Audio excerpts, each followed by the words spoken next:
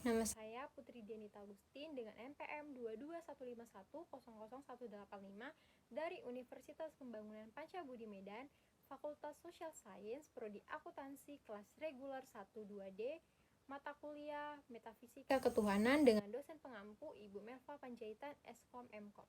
Di sini kami akan menjelaskan bukti-bukti sejarah kitab suci agama Kristen Protestan yang beranggotakan saya sendiri, Putri Dianita Agustin, dengan judul Penciptaan Alam Semesta dan Manusia menurut Kitab Kejadian. Lalu ada teman saya yang bernama Rahel Kasaninta Borubarus dengan judul Tanah Perjanjian. Yang ketiga ada Marsaulina Sirait dengan judul Kelahiran Yesus. Dan yang keempat ada Les Kevin Purba dengan judul Penyaliban dan Kematian Yesus. Dan yang terakhir ada teman saya Stefani Boruginting dengan judul Akhir Zaman. Nah, untuk menjelaskan bukti dari sejarah kitab suci agama Kristen Protestan, dimulai dari penciptaan alam semesta dan manusia menurut kitab Kejadian. Penciptaan menurut kitab Kejadian adalah suatu catatan mengenai penciptaan alam semesta menurut kepercayaan Yudaisme dan Kristen.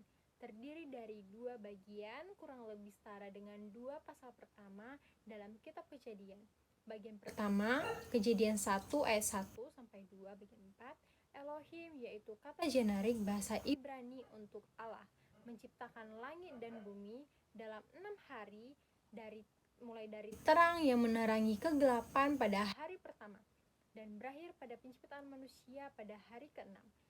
Allah kemudian beristirahat, memberkati dan menguduskan hari ke-7 atau hari Sabat.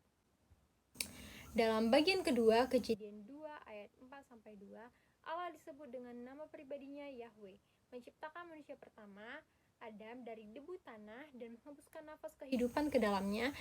Kemudian menempatkannya di Taman Eden dan menciptakan perempuan pertama yang bernama Hawa dari tulang rusuk Adam sebagai pendampingnya. Penciptaan pada hari pertama, Kejadian 1 ayat 1-5, pada mulanya Allah menciptakan langit dan bumi. Bumi belum berbentuk dan kosong, gelap gulita menutupi samudra raya, dan roh Allah melayang-layang di atas permukaan air. Berfirmanlah Allah, jadilah terang, lalu terang itu jadi. Allah melihat bahwa terang itu baik, lalu dipisahkannyalah terang itu dari gelap, dan Allah menamai terang itu siang dan gelap itu malam. Jadilah petang dan jadilah pagi, itulah hari pertama.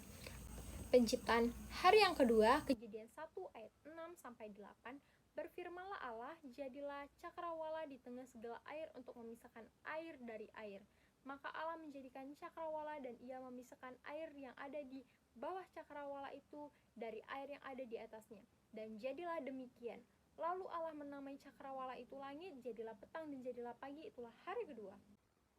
Penciptaan hari yang ketiga, Kejadian 1 ayat 7-13. Berfirmanlah Allah, hendaklah segala air yang di bawah langit berkumpul pada satu tempat sehingga kelihatannya kering. Dan jadilah demikian. Lalu Allah menamai yang kering itu darat, dan kumpulan air itu dinamainya laut. Allah melihat bahwa semuanya itu baik. Berfirmanlah Allah, hendaklah tanah menumbuhkan tunas-tunas muda, tumbuh-tumbuhan yang berbiji, segala jenis pohon buah-buahan yang menghasilkan buah yang berbiji, supaya ada tumbuh-tumbuhan di bumi. Dan jadilah demikian. Tanah itu menumbuhkan tunas-tunas muda, segala jenis tumbuh-tumbuhan yang berbiji, dan segala jenis pohon-pohonan yang menghasilkan buah yang berbiji. Allah melihat semuanya itu baik. Jadilah petang dan jadilah pagi, itulah hari yang ketiga. Penciptaan yang hari yang keempat, Kejadian 1 ayat 14 sampai dengan 19. Berfirmanlah Allah, jadilah benda-benda penerang pada cakrawala untuk memisahkan siang dan dari malam. Biarlah benda-benda penerang itu menjadi tanda yang menunjukkan masa-masa yang tepat dan hari-hari dan tahun-tahun. Dan sebagai penerang pada cakrawala, biarlah benda-benda itu menerangi bumi, dan jadilah demikian. Maka Allah menjadikan kedua benda penerang yang besar itu, yakni yang lebih besar untuk menguasai siang dan yang lebih kecil untuk menguasai malam. Dan menjadikan juga bintang-bintang. Allah menaruh semuanya itu di cakrawala untuk menerangi bumi, dan untuk menguasai siang dan malam, dan untuk memisahkan terang dari gelap. Allah melihat bahwa semuanya itu baik, jadilah petang dan jadilah pagi, itu hari keempat. Penciptaan hari yang kelima, Kejadian 1 ayat 20-23, berfirmanlah Allah, hendaklah dalam air berkeriapan makhluk yang hidup dan hendaklah burung berterbangan di atas bumi melintasi cakrawala.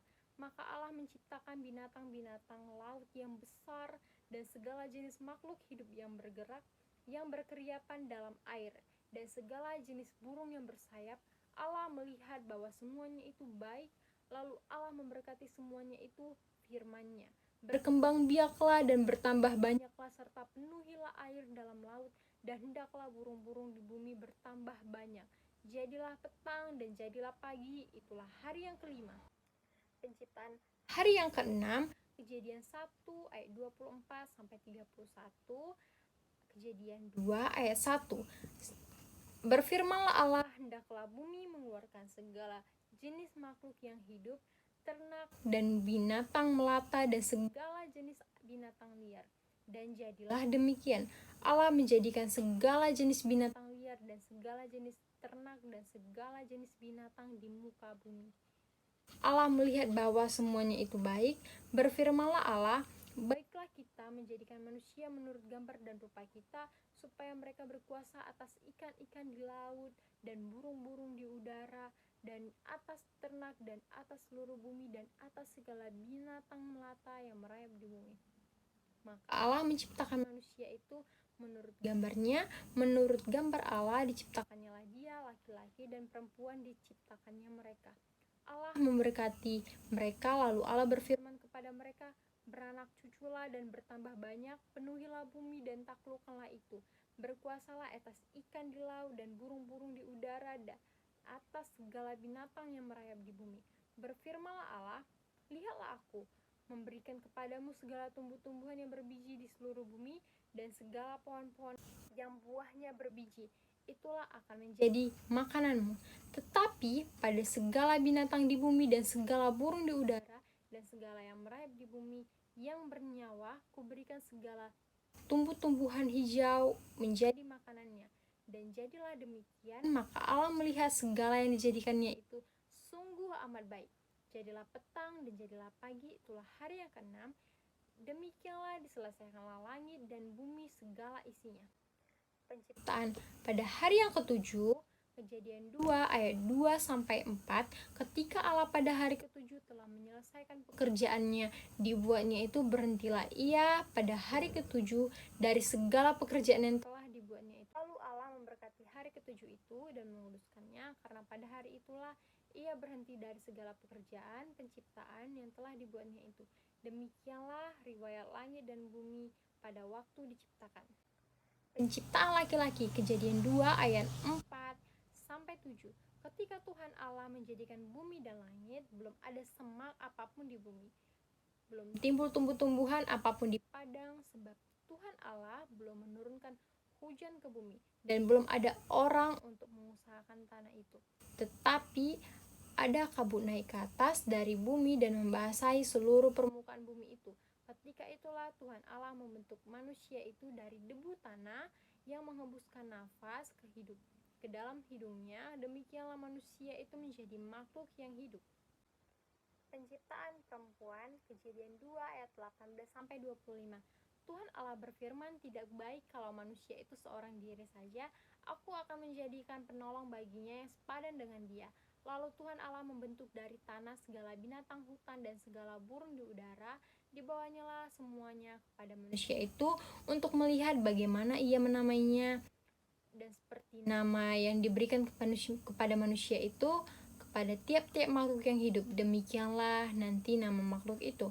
Manusia itu memberi nama kepada segala ternak, kepada burung-burung di udara, dan kepada segala binatang hutan, tetapi baginya sendiri ia tidak menjumpai penolong yang sepadan dengan dia. Lalu Tuhan Allah membuat manusia itu tidur nyenyak. Ketika ia tidur, Tuhan Allah mengambil salah satu rusuk daripadanya, lalu menutup tempat itu dengan daging. Dan dari rusuk yang diambil Tuhan Allah dari manusia itu, dibangunnyalah seorang perempuan, lalu dibawanyalah kepada manusia itu. Lalu berkatalah manusia itu, inilah dia, tulang dari tulangku dan daging dari dagingku. Ia akan dinamai perempuan, sebab ia diambil dari laki-laki. Sebab itu seorang laki-laki akan meninggalkan ayahnya dan ibunya dan bersatu dengan istrinya, sehingga keduanya menjadi satu daging. Mereka keduanya telanjang, manusia dan istrinya itu, tetapi tetapi mereka tidak merasa malu. Nama saya Rala Kasanita Berbarus, MPM 2215100151. Prodi Akuntansi. Di sini saya akan membahas mengenai tanah perjanjian atau juga tanah Kanaan. Tanah Kanaan adalah merupakan tujuan dari orang Israel setelah keluaran. Walaupun Allah menciptakan seluruh dunia, namun Allah telah menentukan suatu tanah yang khusus bagi orang yang khusus, yaitu keturunan Abraham. Dalam Kejadian 12 ayat 2 dan Ulangan 26 ayat 5, yaitu tanah Kanaan. Dalam Perjanjian Lama, ada beberapa kali diungkapkan mengenai pemberian tanah ini. Seperti contoh dalam kitab Yehezkiel, wilayah tanah Kanaan memiliki porsi muatan makna teologis yang sangat besar dalam seluruh kitab Perjanjian Lama. Karena tanah Kanaan merupakan komponen utama dalam perjanjian Allah dengan bangsa pilihannya, yaitu Israel. Hal ini dimulai ketika Abraham dipanggil untuk pergi ke tanah yang Tuhan berikan kepadanya dan bangsa keturunannya, yaitu tanah perjanjian dalam Kejadian 11 ayat 31 dan pasal 12 ayat 10. Wilayah tanah Kanaan perjanjian itu disebutkan mulai dari sungai Mesir sampai ke sungai yang besar itu, yaitu sungai Efrat dalam Kejadian 15 ayat 18. Dan janji itu dikonfirmasi lagi kepada Ishak dalam Kejadian 26 ayat 3 dan juga kepada Yakub dalam Kejadian 28 ayat 13. Luas tanah dijanjikan Tuhan kepada Abraham tidaklah jelas batasnya, namun dapat dipastikan lebih luas dari negeri Kanaan. Karena ketika Lot memilih untuk tinggal di lembah Yordan yang subur dan banyak air di sebelah timur, Abraham tinggal di tanah Kanaan, dan disitulah Tuhan berkata kepada Abraham, "Pandanglah sekelilingmu dan lihatlah dari tempat yang engkau berdiri itu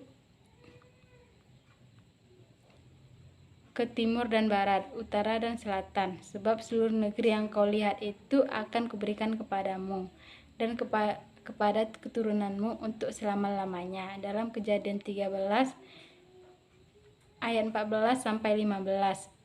Ratusan tahun kemudian, Musa mengingatkan bangsa Israel akan tanah perjanjian yang Tuhan telah berikan kepada mereka.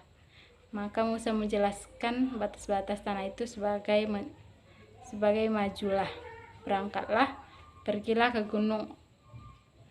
pegunungan orang Amori dan kepada semua tetangga mereka di Araba sampai Yordan, di pegunungan, di daerah dekat bukit, di tanah Negeb dan di tepi pantai laut, yakni negeri orang Kanaan, dan ke gunung Lebanon sampai Efrat, sungai besar itu.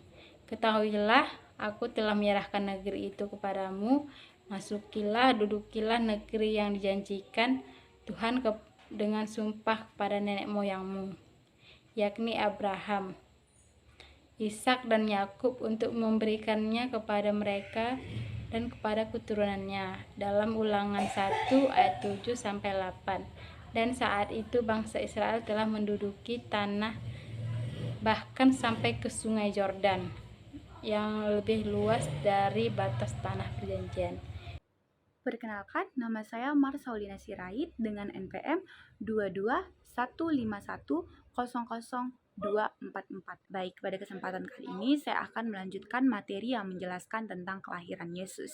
Seperti yang kita ketahui, bahwasan Yesus adalah seorang bayi yang dikandung oleh seorang ibu yang bernama Maria, yang pada saat itu Maria mempunyai pasangan yang bernama Yusuf. Maria dan Yusuf sempat kaget mengetahui bahwasannya Maria mengandung sebuah bayi yang merupakan anugerah dari Allah. Namun dengan hal tersebut mereka tidak gegabah dan mereka terus melanjutkan perintah Allah. Selanjutnya, Yusuf dan Maria mendengar berita bahwasannya Kaisar Agustus di Roma memerintahkan bahwasanya harus mendaftarkan diri di tempat asal mereka masing-masing. Karena Yusuf dan Maria bukan berasal dari Roma dan mereka berasal dari Bethlehem, maka pada saat itu mereka akan melakukan perjalanan menuju Bethlehem untuk mendaftarkan diri mereka. Namun di tengah perjalanan mereka menuju ke Bethlehem, Maria merasa bahwa pada saat itu dirinya harus sudah melahirkan. Mereka sempat mendatangi beberapa penginapan-penginapan untuk melakukan proses persalinan Maria pada saat itu. Namun beberapa penginapan pada saat itu penuh dan beberapa penginapan juga tidak menerima mereka. Pada saat itu mereka sudah kehabisan cara untuk mencari tempat yang benar-benar untuk melahirkan Yesus. Dan di saat perjalanan itu mereka berhenti di sebuah kandang domba.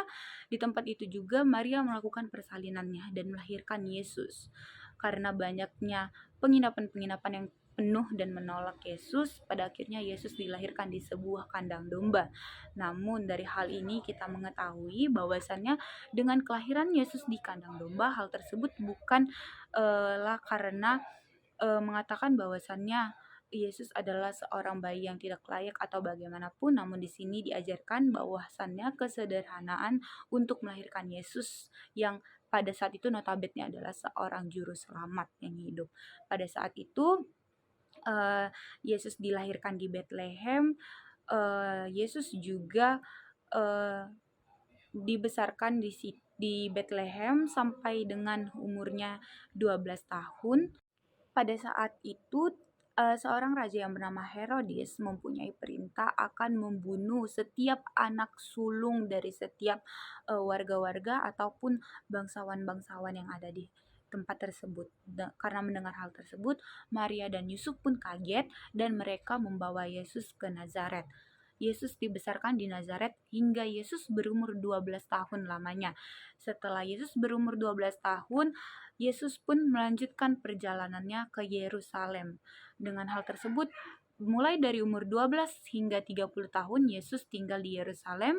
Yesus melakukan kehidupannya di sana. Yesus melakukan banyak sekali mukjizat-mukjizat dan Yesus juga mendewasakan dirinya di sana dengan kehidupannya. Baik, sekian yang bisa saya sampaikan tentang kelahiran Yesus, akan dilanjutkan oleh teman saya selanjutnya. Halo, perkenalkan nama saya Leske Purba dengan NPM 12151168. Di sini saya akan menjelaskan tentang penyaliban dan kematian Tuhan Yesus. Kisah penyaliban terjadi setelah Yesus berdoa di Taman Getsemani. Usai berdoa, Yesus ditangkap oleh prajurit dan penjaga suruhan orang Yahudi. Prajurit tersebut datang bersama Yudas yang sudah berkhianat. Setelah ditangkap, Yesus diadili, dijatuhi hukuman mati dengan disalibkan. Hukuman ini dijatuhkan atas perintah Pontius Pilatus, seorang gubernur kerajaan Romawi.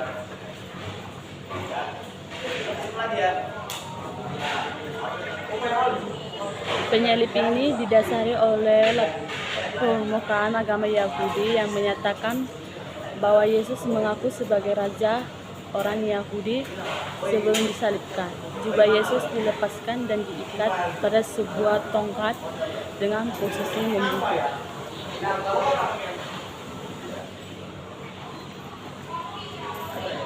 Yesus juga dicambuk oleh dua algojo di kanan dan di kiri secara bergantian.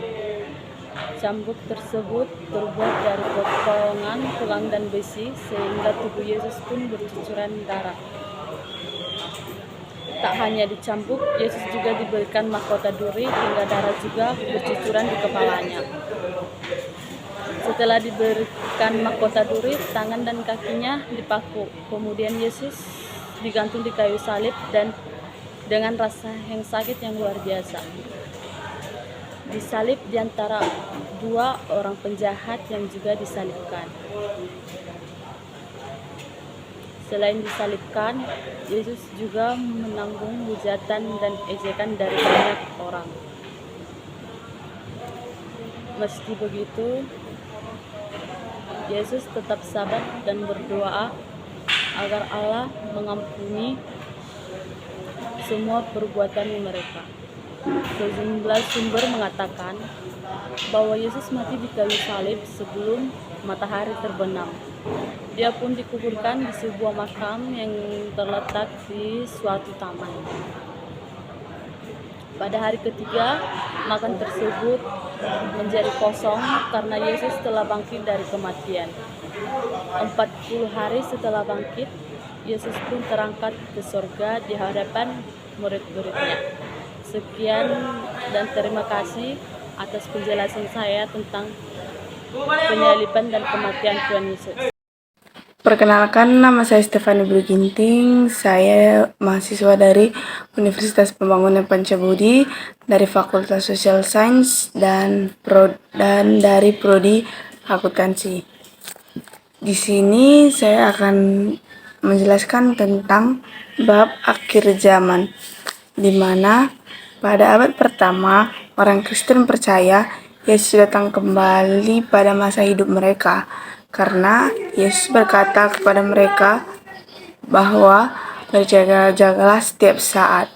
Dan dari keyakinan tersebut muncullah doktrin iminensi, di mana iminensi itu adalah kedatangan kembali dalam waktu dekat, di mana orang Kristen baru yang dikristenkan oleh Paulus di Tesalonika dianiaya oleh kekaisaran Romawi percaya bahwa akhir zaman itu sudah dekat. Tuhan menghakimi manusia pada penghakiman di mana orang-orang Kristen yang jatuh dalam dosa.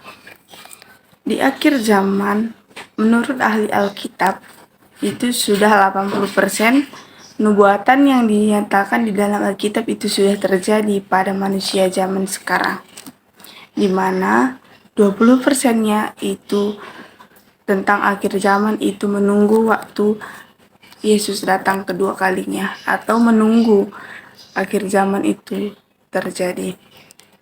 Banyak orang yang ingin tahu apa itu akhir zaman, termasuk murid Yesus yang selalu bertanya, apa itu akhir zaman? Yang dimana pertanyaan murid Tuhan Yesus itu tertulis dalam Matius 24 ayat 3, di mana isinya adalah, katakanlah kepada kami bila manakah itu terjadi dan apakah tanda kedatangan dan tanda kesudahan dunia. Tetapi dari pertanyaan murid Tuhan Yesus itu, Tuhan Yesus menjawab dalam Markus 13 ayat 32, isinya adalah, tetapi tentang hari atau saat itu seorang pun tidak tahu, malaikat surga tidak, dan anak pun tidak, tetapi hanya Bapa saja yang tahu. Akhir zaman menurut Alkitab itu adalah kesengsaraan yang dialami oleh manusia. Tanda dari akhir zaman itu yang terjadi dalam zaman sekarang itu adalah bencana alam. Itu merupakan kejadian yang tidak ada terpikir oleh manusia, atau itu bukan perbuatan manusia. Dan kedua itu peperangan. Peperangan itu terjadi antar sesama manusia. Bahkan sekarang negara berperang dengan negara, bukan lagi seorang dengan seseorang, tetapi negara dengan negara yang lain. Yang ketiga yaitu kelaparan, kemiskinan, dan penyakit, di mana di tahun 2020 itu datang penyakit corona yang mungkin tidak ada manusia yang tahu bahwa penyakit corona itu bakal datang dan menimbulkan banyak korban jiwa, yang memakan korban jiwa yang banyak dalam penyakit corona tersebut. Yang keempat itu penampakan Kristus dan nabi-nabi palsu yang bersebar di seluruh dunia. Sekarang makin banyak orang dengan hebatnya, atau orang-orang palsu yang mengaku sebagai nabi, tetapi dia yang menyesatkan manusia. Dan tanda akhir zaman yang kelima yaitu seks bebas. Seks bebas itu di zaman sekarang itu sangat banyak, di mana anak muda sampai yang tua itu melakukan seks bebas itu hampir, atau bisa dikatakan itu seks bebas itu udah biasa gitu. Dan tanda akhir zaman yang keenam yaitu krisis lingkungan, di mana krisis lingkungan, globalisasi itu banyak karena teknologi juga semakin tinggi dan manusia juga semakin banyak. Dan tanda akhir zaman yang ketujuh itu sikap orang semakin buruk, di mana sikap manusia zaman sekarang itu sangat berbeda di zaman yang dahulu, di mana manusia yang zaman sekarang itu merasa santai, bahkan mereka tahu itu dosa, ya manusia zaman sekarang itu tetap melakukan. Dan dalam Wahyu 12 ayat 7-12 itu menyatakan bahwa pengaruh setan atas umat manusia itu sangat besar. Sikap dan perilaku semakin buruk zaman sekarang ini menjadi sulit dihadapi dan berbahaya. Dan dalam 2 Timotius 3 ayat 1, banyak orang yang merasa dengan keadaan sulit sekarang. Jadi mereka khawatir bagaimana mereka bisa menjalani hidup ke depannya jikalau sikap dari manusia itu semakin buruk. Tetapi banyak juga manusia atau seseorang itu tidak khawatir bahwa masa depan itu lebih besar, dan mereka yakin bahwa kerajaan Allah yang menyelesaikan masalah di dunia ini. Hanya ini yang bisa saya jelaskan tentang apa itu akhir zaman dalam Alkitab.